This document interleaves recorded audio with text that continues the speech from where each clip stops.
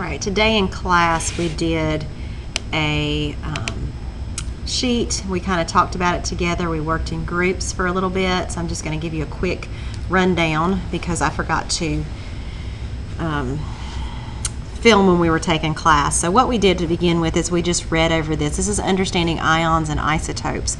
And so the first thing that we did is we looked at ions, and we said ions are atoms whose amount of electrons are not equal to the amount of protons. That's super important. Electrons are not equal to protons. So the atom is charged.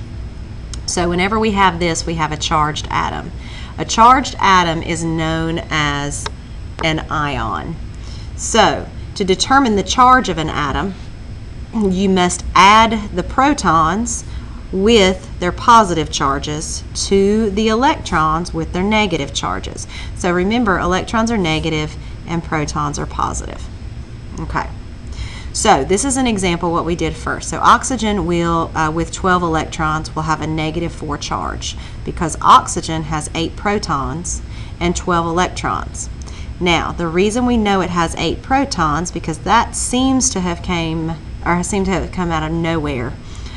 But oxygen, we have to use our periodic table. So when we go to our periodic table, we realize that oxygen has is number 8. So that's a positive 8 charge there for the oxygen. So if I have 8 protons, that means these are my protons, plus my electrons, I'm going to wind up with a -4 charge.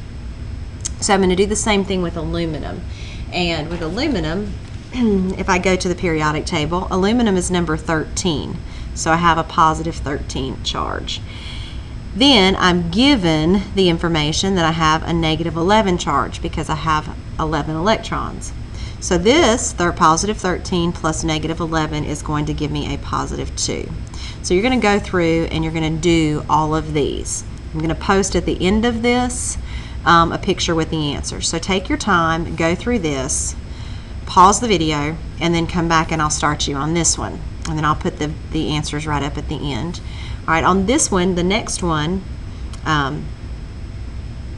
you do that, we're looking at all this information, getting it from the periodic table. So if my element is calcium, I have to use the periodic table, and I go there and I find out the atomic number is 20.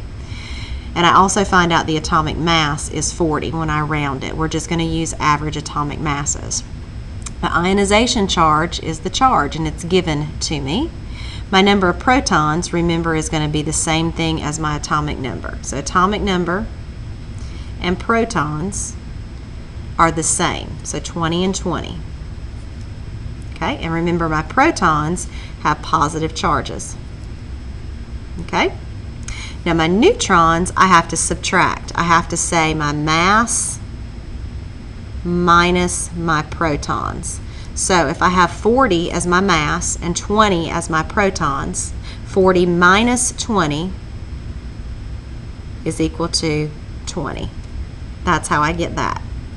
Then my electrons, I have to look at my protons and my charge together. So if I look at these two things and I say, okay, how many electrons do I have to give me a positive 2 charge? Well, that means if it's a positive 2, that means protons are positive, electrons are negative. So I've got 2 more positive charges than I do negative charges. So a positive 20 would have to be added to a negative 18 to give me a positive 2 overall charge. Okay, so I'm going to let you go through using the periodic table and try to fill in this information on this chart. And again, I'm going to post the answers at the end. After we did these, we drew some elements down here, and I'm just going to show you the models. We actually drew aluminum and oxygen, which is number 7 and 10. So this is things that we've done in class.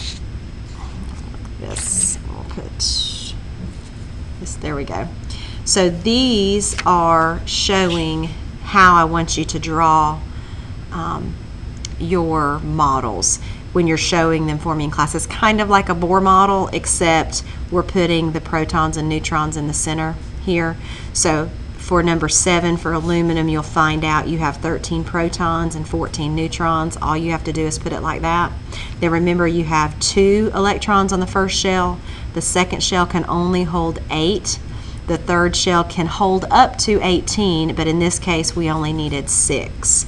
So you'll find out when you do number 7 that aluminum is charged, so it actually has 16 electrons in this case.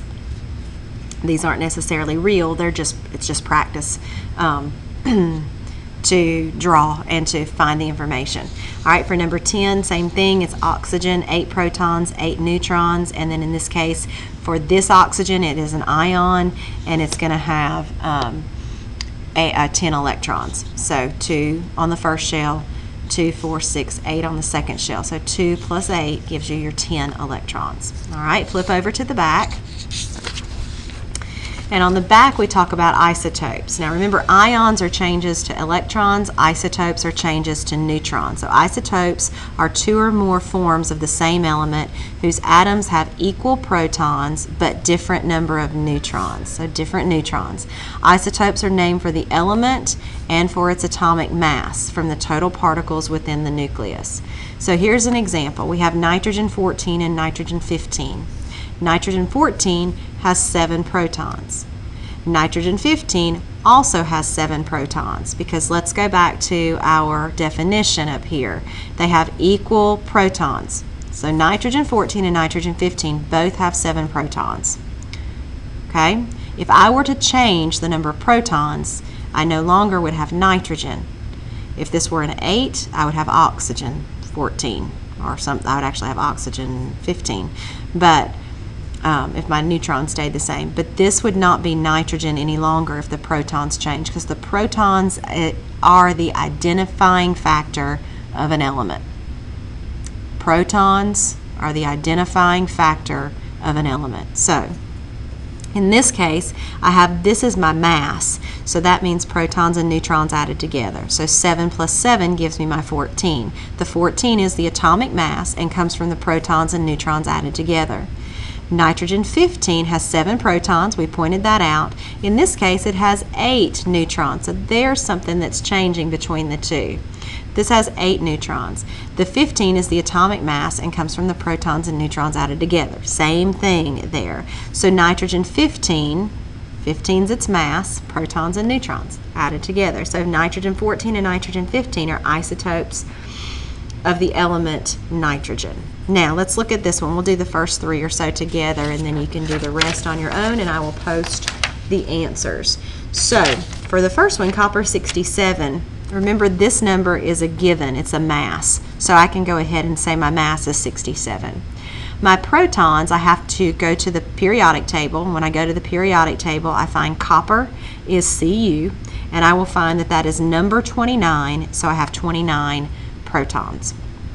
In order to get neutrons, I have to subtract. So 67 minus 29 is going to give me 38.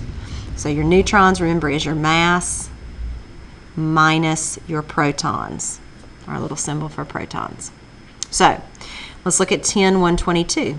10 on the periodic table is Sn, and when you go to find Sn, you will find that's number 50. Its mass is given to me, which is 122 from here. Now, one question that I had in class I thought was a really good question was how come the mass, you don't use the mass on the periodic table? Because we've been using the average atomic mass and just rounding it. But if it is given to you in this form, you have to use the given mass, because the one on the periodic table is just an average of all the isotopes that exist. It's not the mass of just any one atom, really. So if I look here, my neutrons for 10, 122, I've got to subtract 122 minus 50 to give me 72. All right, let's do this one. This one didn't give me a name, it gives me the numbers. So if I look here, 22, I got to go to the periodic table and I have to find number 22, which is titanium. So I have to put titanium dash. That's a dash, it's not a negative sign. I have to put the mass, and the mass here is 50. So this is going to be titanium 50. Now I have to figure out neutrons, same way. 50 minus 22 is going to give me 28. So you go through and finish the rest of those, and I will put up the answers on the next section. So pause the video, finish your stuff, and then you can look at the answers. Okay. Here we go. These are the answers. So there's the answers for the first one. So go ahead and pause. The reason we left out 6 is because I accidentally duplicated number 3. So we just left that out. All right, that's the answer. So pause the video if you need to and get those answers, or check your answers. And then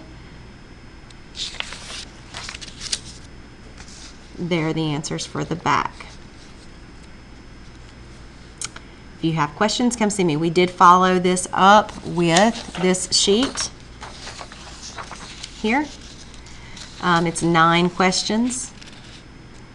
So you need to get this from the orange crate if you were out, and get it done and turned in to me.